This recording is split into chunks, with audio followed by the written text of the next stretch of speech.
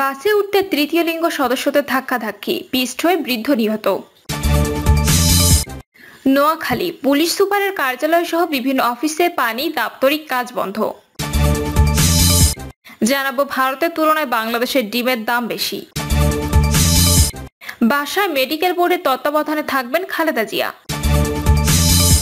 এবং সর্বশেষ জানাবো নতুন করে আন্দোলন শুরু করছে বিএনপি।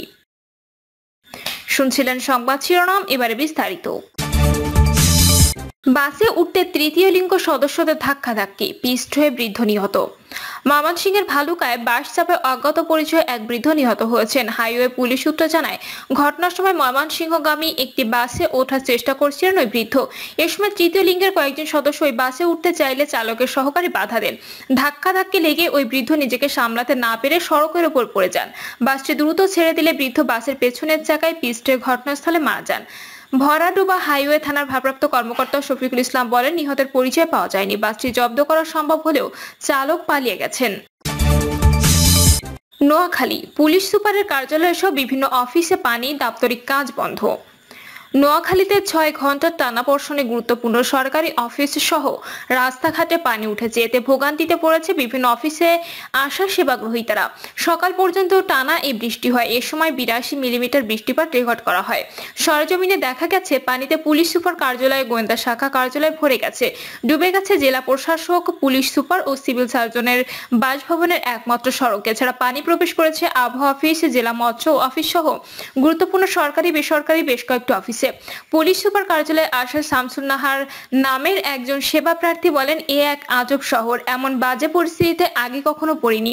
পুলিশ সুপার কার্যালয়ের নিচতলা সম্পূর্ণ পানিতে ডুবে গেছে। অল্প বৃষ্টিতে এমন অবস্থা, এতে বোঝা যায় এ শহর বসবাসের অযোগ্য।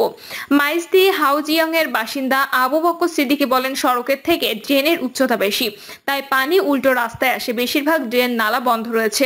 জেলা মৎস্য অফিসের সামনে মোহাম্মদ রায়হান বলেন, অফিসের মধ্যে মাছ চাষ করা যাবে। পুরনো জেলা শহরে যদি এ অবস্থা হয় তাহলে আমাদের বলার কিছু থাকে না। যারা ভোগান্তিতে পড়েছে তারাই বুঝবে কত কষ্ট। জেলা প্রশাসক কার্যালয়ের কর্মচারী মোহাম্মদ তারেক বলেন, ডিসি স্যারের বাংলোর সামনের সড়কে পানি উঠে গেছে। আমি এক রুমে থাকি, সেখানেও পানি। আরেকটু বৃষ্টি হলে বাংলোতেও পানি ঢুকবে। এক ভয়াবহ অবস্থার ভেতর আছি। অতিরিক্ত পুলিশ সুপার মোহাম্মদ ইব্রাহিম বলেন, পুলিশ সুপার কার্যালয়ের নিচতলায় আমার অফিসে পানি। বর্ষা তো দূরে থাকা, ঢোকাই যায় না। দাপ্তরিক কাজ বন্ধ রেখে গুরুত্বপূর্ণ কাগজপত্র সরাতে ব্যস্ত অফিস স্টাফরা। আমি নিজেই জলাবদ্ধতায় আটকে রয়েছি। ভারতের তুলনায় বাংলাদেশের ডিমের দাম বেশি। বাজারে অভিযানের ফলে ডিমের দাম কিছুটা কমেছে। ঈদের পর হঠাৎ 180 টাকা ডজন হওয়া ডিম 20 টাকা কমে গেছে 160 টাকায়। তবে এটিকে স্বাভাবিক আচরণ বলছে না জাতীয় ভোক্তা অধিকার সংরক্ষণ অধিদপ্তর। Bangladesh trade and tariff commission বলছে, প্রতিবেশী দেশের তুলনায় বাংলাদেশের ডিমের দাম বেশি। কারণ বাজারে অধিদপ্তরের সভাকক্ষে একটি মত বিনিময় সভার আয়োজন করে জাতীয় ভোক্তা অধিকার সংরক্ষণ অধিদপ্তর। এতে অংশ নেন ডিম উৎপাদনকারী প্রতিষ্ঠান, পাইকারি ও খুচরা ব্যবসায়ী, ডিম ব্যবসায়ী সমিতি ও সংশ্লিষ্ট দপ্তর সংস্থার প্রতিনিধিরা। ঢাকা জেলা কার্যালয়ের সহকারী পরিচালক আব্দুল জব্বার মন্ডল বলেন, অভিযান পরিচালনাকালে ডিম বিক্রির ক্ষেত্রে প্রাপ্ত অসঙ্গতি, যথা বিভিন্ন ফার্মের ক্যাশ মেমোতে ডিমের দর এবং মোট টাকার কথা উল্লেখ না থাকা, ক্যাশ মেমোতে দর উল্লেখ না থাকা, ডিম ক্রয়ের ক্যাশ মেমো না থাকা, হাত বদলের মাধ্যমে ডিমের মূল্য বৃদ্ধি করা, পাইকারি আড়তে ডিম বিক্রিতে ক্যাশ মেমোতে কার্বন কপি না থাকা, খুচরা ডিম বিক্রিতে ক্যাশ মেমো না দেওয়া, মূল্য তালিকা প্রদর্শন না করা, সাদা ক্যাশ মেমো প্রদান করা এবং একটি আড়তে তদারকি করতে গেলে অন্য সব আড়ত বন্ধ করে দেওয়া ইত্যাদি বিষয় দেখা যায়। বাংলাদেশ পোল্ট্রি অ্যাসোসিয়েশনের সভাপতি সুমন হাওলাদার বলেন, প্রান্তিক খামারিদের বাঁচিয়ে রাখতে হবে। কর্পোরেট প্রতিষ্ঠানগুলো ব্যবসায়িক উদ্দেশ্যে ডিম উৎপাদন করে, অপরদিকে খামারিরা জীবিকা নির্বাহের উদ্দেশ্যে ডিম উৎপাদন করেন। উৎপাদন বাড়ানো গেলে ভোক্তারা কম মূল্যে ডিম পাবে। তার মধ্যে ডিমের উৎপাদন খরচ 10.29 টাকা এবং ভোক্তা পর্যায়ে এর যৌক্তিক মূল্য 12.50 টাকা। তিনি এসএমএস এর মাধ্যমে ডিমের মূল্য নির্ধারণ প্রক্রিয়া বন্ধ করার পাশাপাশি খামার থেকে ডিমের মূল্য নির্ধারণের জন্য প্রয়োজনীয় ব্যবস্থা গ্রহণের জন্য অনুরোধ জানান। বাসায় মেডিকেল বোর্ডের তত্ত্বাবধানে থাকবেন খালেদা জিয়া। বিএনপি চেয়ারপারসন বেগম খালেদা জিয়া বাসায় মেডিকেল বোর্ডের সার্বক্ষণিক তত্ত্বাবধানে থাকবেন বলে জানিয়েছেন তার ব্যক্তিগত চিকিৎসক ডক্টর AJM জাহিদ হোসেন। পাশাপাশি মেডিকেল বোর্ডের সদস্যরা প্রতিদিনই পর্যায়ক্রমে তার স্বাস্থ্য পরীক্ষা করবেন এবং প্রয়োজন হলে তাকে সঙ্গে সঙ্গে হাসপাতালে নেওয়া হবে বলেও জানান তিনি। রাজধানীর গুলশানে বিএনপি চেয়ারপারসনের বাসভবনের সামনে সাংবাদিকদের সঙ্গে আলাপকালে এসব কথা জানান তিনি।